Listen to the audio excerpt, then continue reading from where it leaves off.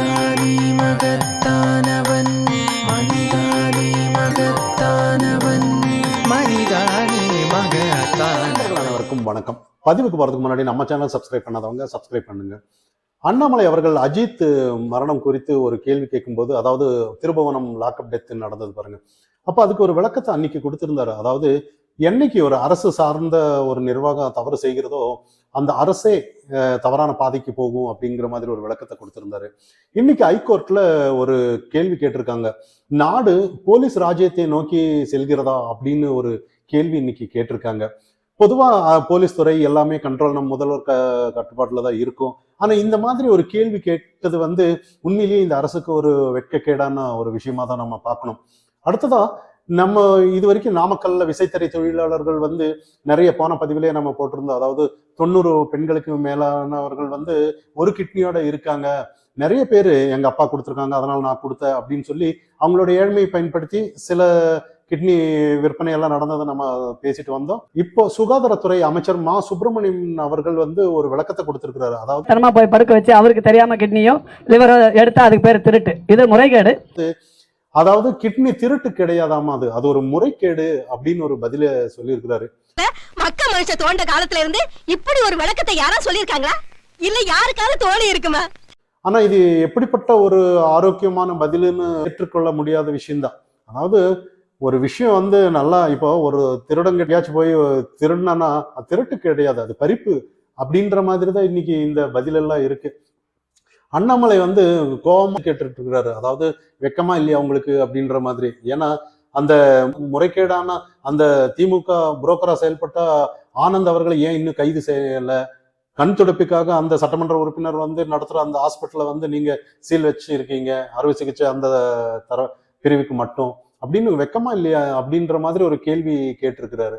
ஆனா இங்க பொதுவா எப்படிப்பட்ட ஒரு ஆட்சிங்கிறது தான் நம்ம, ஏன்னா முதல்வர் அவர்கள் உடம்பு சரியில்லாம கூட உள்ள இருந்து ஹாஸ்பிட்டலுக்கு உள்ள இருந்து நிறைய என்னென்ன இருக்குன்னு அங்கங்க முகாமிட்டு அடிப்படை உரிமைகள் எல்லாம் தீர்க்கிறேன் அப்படின்னு சொல்லி எல்லாமே இப்ப மக்கள் இதை பார்க்கும்போது எல்லாம் டிராமாவா அப்படின்ற மாதிரி. ஏன்னா மக்கள் பிரச்சனைங்கும் போது இதெல்லாம் தானே பிரச்சனை. ஏன் இந்த பிரச்சனை பத்தி எல்லாம் யாருமே பேசுறது இல்ல? ஏதோ ஒரு உலகத்துல குறை தீர்க்கிற மாதிரி வேற ஏதோ ஒரு பக்கத்துல பிரச்சனை தீர்க்கிற மாதிரி நடந்துட்டு வர்றது இன்னைக்கு உண்மையிலேயே மக்களிடையே ஒரு பெரிய ஒரு அதிருப்தி ஆட்சி மேல ஏற்படுத்திருக்குங்கிறது தான் நம்ம கவனிக்கணும். அடுத்ததா எடப்பாடி பழனிசாமி அவர்கள் பிரச்சாரத்துல போகும்போது நிறைய விஷயத்த பேசியிருந்தாரு. அதுல முக்கியமா ஒரு விஷயம் இன்னைக்கு எல்லாம் கவனிக்கப்பட வேண்டிய விஷயம். அதாவது நாங்க வலுவா இருக்கோம், 210 தொகுதியில வந்துடுறோம், இங்க கூட்டணி ஆட்சி எல்லாம் இல்ல அப்படி இப்படின்னு சொல்லிட்டு இருந்தது நம்ம கவனிக்கிறோம். ஆனா இதே இடத்துல இன்னி மு.க. ஸ்டாலின் பார்த்து முதல்வர் அவர்களே எங்க கட்சிக்கு பெரிய கட்சி ஒண்ணு கூட்டணிக்கு வரப்போகுது அப்படின்னு ஒரு விஷயத்த சொல்லியிருந்தாரு. ஆனா இங்க நிறைய பேர் கேள்வி கேட்பாங்க தானே, அதாவது நீங்க தான் பலமா இருக்கீங்க, 210 தொகுதியில பலமா வருவீங்க நீங்க, ஆனா இப்ப அப்படி இருக்கும்போது நீங்க ஏன் இந்த மாதிரி செய்தி பெரிய கட்சி வர்றாங்க அப்படின்னு ஏன் சொல்லணும்ன்ற மாதிரி தான். இப்ப யாரு வருவாங்க இங்கன்ற கேள்வி அது இன்னொரு பக்கம். அதாவது இப்ப சீமான் அவர்கள் தனித்துதான் நிக்கிறேன் அப்படின்னு சொல்லிட்டு இருக்கிறாரு. விஜய் அவர்கள் கூப்பிட்டுட்டான்னா விஜய் என்ன வாக்கு வச்சிருக்கிறாரு இந்த கூப்பிடுறதுக்கு அப்படின்ற மாதிரி. இப்ப விஜய் எல்லாம் நம்பிட்டான்னா பெரிய கட்சி, அதிமுகங்கிறது ஒரு பெரிய கட்சி, விஜய் எல்லாம் எதிர்பார்த்துட்டான்னா உண்மையிலேயே அது ஒரு யோசிக்க வேண்டிய விஷயம்தான். அப்போ இதை தாண்டி இன்னொரு விஷயத்தையும் பேசியிருக்கிறாரு. அதாவது பாஜக இந்து அறநிலைத்துறை கோயில் சொத்தெல்லாம் பாதுகாக்கணுங்கிறதுல ஒரு உறுதியா இருக்காங்க. அதாவது இந்து அறநிலைத்துறை இல்லாமையே பண்ணணும், கோயில் நிர்வாகம் யார் இது வரைக்கும் நிர்வாகம் பண்ணிட்டு வந்தாங்களோ அவங்களுக்கே ஒப்படைக்கணும்ன்ற மாதிரி கருத்துலதான் இருக்காங்களே ஒழிய இது முழுக்க முழுக்க இந்து அறநிலைத்துறை அதுல இருந்து வெளியே வரணுங்கிற ஒரு, ஏன் பாஜக ஆட்சிக்கு வந்தா நாங்க கோயில் இந்து அறநிலைத்துறை இருக்காதுன்ற மாதிரி சொல்லிட்டு வரதை நம்ம கவனிக்கிறோம். ஆனா இங்க எடப்பாடி பழனிசாமி அவர்கள் கோயில் சொத்துல குடியிருக்கிற ஏழைகள் நாங்க வந்தா பட்டா போட்டு தருவோம் அப்படின்ற மாதிரி சொல்லும் போது பிரச்சாரத்துல இது எப்படி மக்கள் இது திராவிட கட்சிகள் எல்லாம், அதாவது திமுக தான் இதெல்லாம் சொல்லிட்டு வருவாங்க நமக்கு பார்க்கலாம். ஆனா இவங்களும் திராவிட கட்சி தான், இவங்களும் இதை சொல்லிட்டு இருக்கும்போது திராவிடமா மாறிட்டாங்களோன்ற மாதிரி தான் இன்னைக்கு எல்லாருக்கும் ஒரு கேள்வி ஆச்சரியமா இருக்கும். ஆனா இந்த கேள்வி பத்திரிகையாளர் அண்ணாமலை கிட்ட கேட்கிறாங்க.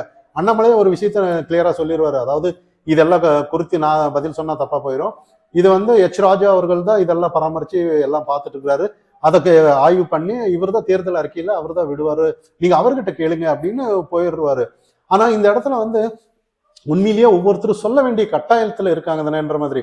அதாவது கூட்டணியில இருந்துட்டோன்னா அவங்க என்ன வேணும்னு சொல்லுவாங்க, நம்ம ஆமான்னு சொல்ல முடியுமா அப்படிங்கிற ஒரு கேள்வி இங்க வருது. எடப்பாடி பழனிசாமிக்கு இது சொல்லணும். கோயில் யாரோட சொத்து? நீங்க தானே கேள்வி கேட்டீங்க. கோயில் சொத்தை பார்த்தா கண்ணு உறுத்துதா முதல்வருக்கு டிஎம்கே ஆட்சிக்கு? நீங்க தானே சொன்னீங்க. அதுல வச்சு நீங்க கோயில் காசுல தான் நீங்க கல்லூரி கட்டணுமா? அப்ப கல்லூரிக்கான நிதி எல்லாம் ஒதுக்குனதெல்லாம் எங்க அப்படின்னு நீங்க கேட்டீங்க. அதே விஷயம் தானே உங்களுக்கும் அது பொருந்தும் அப்படின்னு நம்ம இங்க பார்க்கணும். ஆனா ஏதோ ஒரு தெரியாம சொல்லிட்டாரா இல்ல ஆர்வத்துல சொல்லிட்டாரா அப்படின்னு நம்ம கவனிக்கணும். இருந்தாலும் இதெல்லாம் வந்து ஏதாவது பாஜக தரப்பானாலும் சரி, இங்க வந்து அதாவது கோயில் பாதுகாக்க வேண்டும் அப்படின்னு உறுதியா இருக்கிறவங்க வந்து இதெல்லாம் கண்டிப்பா தட்டி கேட்கணும். நீங்க கூட்டணியில இருக்கீங்கிறதுக்காக எல்லாத்தையும் சமரசம் பண்ணிட்டு போகவே கூடாதுன்னு நம்ம பார்க்கணும். ஏன்னா கோயிலுங்கிறது இதே வந்து கிறிஸ்டியானிட்டி முஸ்லிம்ஸ் அவங்க மசூதிக்கு உண்டான சொத்துலையோ இல்ல சர்ச்சுக்கு உண்டான சொத்துலையோ இந்த மாதிரி எல்லாம் அவங்க சொல்லுவாங்களா என்ன? இல்லையே. எல்லாருக்குமே என்னன்னா இங்க வந்து இந்துக்களோட சொத்து தான் இங்க கண்ணு உறுத்துதே ஒழிய அது எல்லா திராவிட கட்சிகளுக்கும் தான். ஏன்னா இன்னைக்கு வந்து இந்துக்களுக்கான பாதுகாப்பான ஒரு கட்சி வந்து பாஜகன்னு தான் எல்லாருக்குமே தெரிஞ்ச விஷயம்தான். மற்ற அனைவருக்குமே வந்து எல்லாம் அங்க கோயிலோட காசு உறுத்திட்டு தான் இருக்கு. ஏன்னா இத்தனை வருஷம் நம்ம பார்த்துருக்கோமே. இப்ப கோயில் நிர்வாகம் கூட அன்னிலிருந்து இந்து அறநிலைத்துறை அமைச்சது கூட, அதாவது கோயில் நம்பிக்கை இல்லாதவங்க தான் அந்த இந்து அறநிலைத்துறையே வந்திருக்குன்னு நம்ம எல்லாம் தெரிஞ்ச விஷயம்தான். நிறைய கோயில்கள்ல விளக்கு கூட எண்ணெய் கூட இல்லாம நிறைய இருக்கு, நம்ம கவனிக்கணும். ஆனா இப்படிப்பட்ட ஒரு ஆட்சி வந்து ஏதாவது ஒண்ணு சொன்னா, அதாவது இப்படிப்பட்ட கருத்துக்கள் யார் சொன்னாலும் கூட இந்துக்கள் வந்து கண்டிப்பா அதை எதிர்க்கணுங்கிறது நம்மளோட. பழனிசாமியோட பிரச்சாரம் வந்து உண்மையிலேயே வந்து மக்கள் அந்த அளவுக்கு கூடுறாங்கிறது ஒரு பக்கம் இருந்தாலும் கூட எல்லாரும் திமுகவோட வெறுப்பு இருக்கு. ஆனா இன்னைக்கு எடப்பாடி பழனிசாமி அவர்கள் மேல நிறைய குற்றச்சாட்டுகள் எல்லாம் வந்துட்டு இருக்கு. அதாவது நிறைய கட்டுக்கட்டா பணம் கொடுத்ததை எல்லாத்த வர வைக்கிறாங்க அப்படின்ற மாதிரி. அது அரசியல்ல இருக்கதா செய்யும். நம்ம அதெல்லாம் ஒரு பெரிய விஷயமா நம்ம எடுக்க முடியாது. இருந்தாலும் இன்னொரு விஷயம் என்னன்னா, இன்னைக்கு வந்து திமுக மேல ஒரு அதிருப்தி தமிழ்நாட்டுல வந்துட்டு இருக்கு. நிறைய இடத்துல இன்னைக்கு வந்து அதிகாரிகள் தவறு செய்யறதுனாலயோ இல்ல நிறைய சட்ட ஒழுங்கு பிரச்சனை நிறைய இருக்கிறதுனால மக்களே அவங்கள வந்து தூக்கி எறிவாங்கன்றத நம்ம பாக்குறோம். ஆனா இந்த கட்டத்துல வந்து எதிர்த்தரப்பா இருக்கிற அதிமுக பாஜக கூட்டணி இவங்க எல்லாம் கரெக்டான ஒரு டிசிஷன் எடுத்து கரெக்டா நாங்க இப்படிதான் பயணிக்கிறோன்ற மாதிரி ஏன் சொல்லலைன்ற மாதிரி தான். இன்னைக்கு வந்து கூட்டணி ஆட்சின்னு ஒரு பக்கம், இன்னொரு பக்கம் இல்லை நாங்க பெரும்பான்மைன்னு சொல்றது ஒரு பக்கம். இதெல்லாம் வந்து மக்கள்ல வந்து குழப்பத்துல இருப்பாங்கன்னு தான். ஒரு நேர்கோட்டுல போகும்போது அதிமுக தரப்புலானாலும் சரி பாஜக தரப்புலானாலும் சரி ஒரு அதாவது அவங்களோட நோக்கம் என்ன? இப்ப வந்து திமுகவை எதிர்க்கணுங்கிறது தான். அப்போ ஒரே நேர்கோட்டில் தானே போறீங்க, அப்போ ஒத்து தானே போகணுன்றதை நம்ம கவனிக்கணும். அப்படி இல்லை ஏதாவது ஒரு கன்ஃபியூஷன் தான், இது வரைக்கும் ஒரு கன்ஃபியூஷன் தான் இருந்துட்டு இருக்குது. டிடிவி தினகரன் ஒரு பக்கம் கருத்து சொல்லிட்டு இருக்கிறாரு, அண்ணாமலை அவர்கள் ஒரு பக்கம் சொல்லிட்டு இருக்கிறாரு, நயினார் நாகேந்திரன் ஒரு பக்கம் சொல்லிட்டு இருக்காங்க. நிறைய இன்னைக்கு வந்து இதே கோயில் இந்து அறநிலையருக்கு சேர்ந்த அந்த சொத்து விவகாரத்திலே கூட நிறைய கருத்துக்கள் சொல்லாம அமைதியா போறதும் எல்லாம் இதெல்லாம் வந்து ஒரு எதை நோக்கி போறீங்கன்ற மாதிரி தான். அதாவது உங்களோட நோக்கம் திமுக அகற்றணுங்கும் போது இந்த இடத்துல வந்து இன்னும் கூட விஜய் வருவாரா சீமான் வருவாராங்கிறது எல்லாம் இன்னைக்கு வந்து அதெல்லாம் கூட இன்னைக்கு வந்து ஊடக உருட்டுன்னு நமக்கு பார்த்துக்கலாம். ஏன்னா ஊடகம் இன்னைக்கு வந்து எப்படி கட்டமைப்பாங்கன்னா, அதாவது விஜய் வந்து ஒரு பெரிய ஆளுன்ற மாதிரி, அவர் வந்து ஏதோ அந்த அளவுக்கு ஒரு 20% வாக்கு வச்சிருக்கிறாரு, சீமான் எல்லாம் ஒரு பொருட்டே இல்லை அப்படின்ற மாதிரி தான் இன்னைக்கு எடுத்துட்டு வர்றாங்க. அதனாலதான் இன்னைக்கு விஜய் வர்றாரு விஜய் வருவாருன்னு இவங்களே, ஏன்னா அங்க ஒண்ணுமே இல்லைங்கிறது இவங்களுக்கு நல்லா தெரியும், ஊடகத்துக்கும் திமுகவுக்கும் நல்லா தெரியும். ஆனா இதை தாண்டி ஓட்டு பிரியுங்கிறதுல வந்து திமுக ஒரு கவனம் இருக்கு. விஜய் வந்தா ஓட்டு கண்டிப்பா பிரியும், அதே சீமான் தனித்து நின்னாலும் கூட ஓட்டு வந்து தனித்து பிரியுங்கிறது அவங்களுக்கு தெரிஞ்ச விஷயம்தான். அப்படி ஓட்டு பிரிஞ்சா திமுகவுக்கும் அது ஒரு பக்கபலமா இருக்குங்கிறது கூட வியூகம் வந்து எல்லா இடத்துலயும் இருக்கு. ஆனா இந்த 2026 தேர்தல்ல வந்து அது நடக்குமா அப்படிங்கிற ஒரு கேள்வி எல்லாருக்குமே இருந்துட்டு இருக்கு.